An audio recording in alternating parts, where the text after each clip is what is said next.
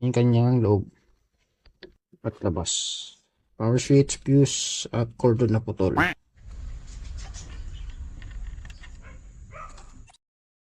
Ako, meron kaming ginagawang subwoofer dito. I-share ko lang guys yung pwede natin sabihin restoration or modification. Kasi may nagbenta sa akin ng module or board na amplifier. So concert siya. Yan. Yung KS-15 sub. Yan yung kanyang likod. Ayan. Mayroong input in output speaker dito. Galing amplifier to.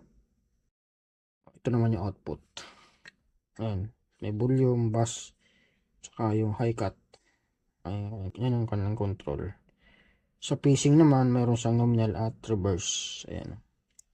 Tapos may auxiliary input or audio input. Ayan. Power switch, fuse at cordon na putol. Ayan. Ito yung kanyang main amp at ito yung kanyang control. May capacitor siya na 50 volts by 6,800. Dalawa. By output, isang 1943 saka 5200. Okay. Yung kanyang loob at labas. At kung napapansin nyo, nandito yung kanyang transformer. Yan. So, ang output niya 33 volts, 033 volts. So, siyempre input to 20.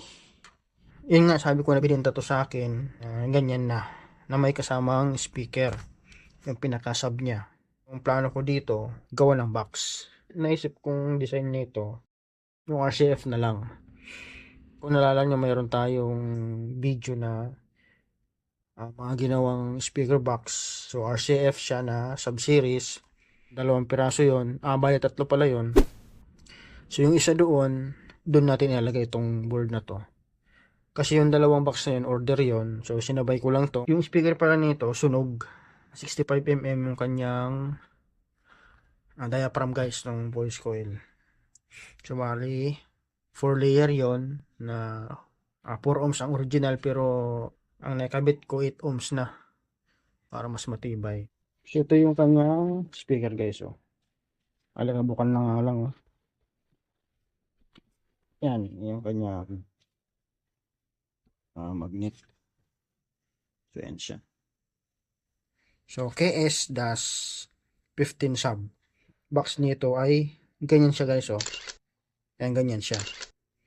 At yung pinaka buong itsura. The next day.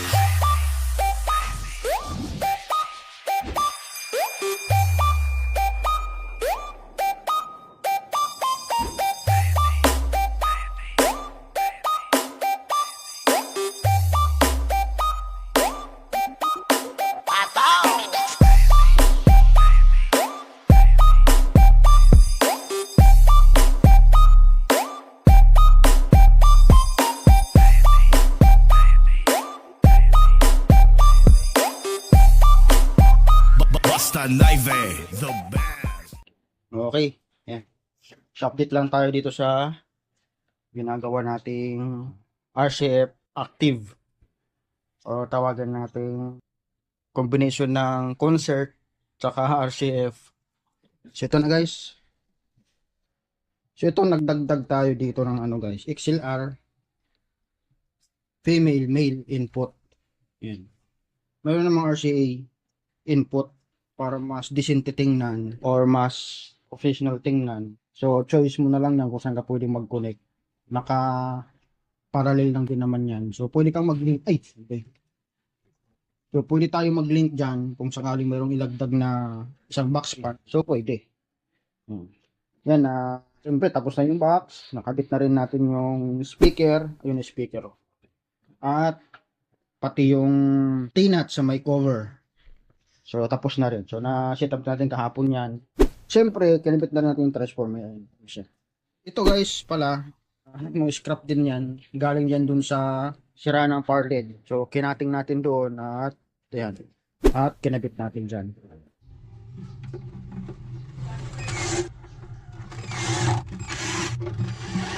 So, So ito, nilagyan ko rin ng wire para ito na yung kukunik natin doon sa parallel lang din doon sa may RCA ito. Ngayon, ang tanong, di pa ako sure kung gagana to. Kasi di ko pa na-testing, di ko pa siya na actual testing kung tumutunog. Pero sabi naman ng may-ari, okay naman daw yan. Yung pinagbilhan ko yan, o nagbenta dito. Okay naman daw yan, active, working naman daw. So, hindi ko lang alam. Dali. Malay natin, baka nasira sa stock or baka nagka-issue. So, yun ang alamin natin. Yan.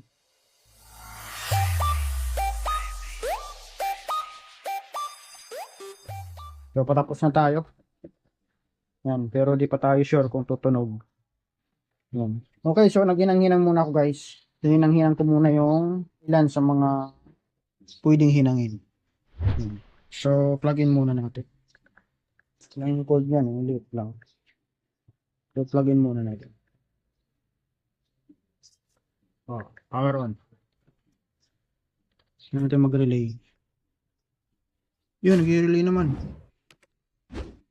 Okay, testing nga natin. Ready na tayong signal. Try natin. Signal. Tingnan natin yung harap.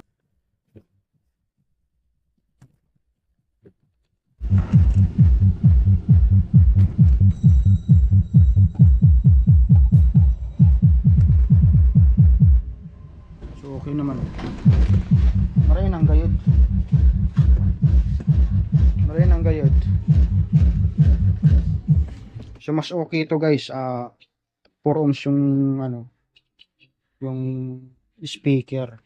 Kasi nga naka 8 ohms yan dahil ang pinalit natin ng coil 8 ohms. Siguro palitan na lang natin ang yan na 4 ohms. Yan. Okay, so at least gumana at magamit natin ito natin. Tornilyo ko na lang.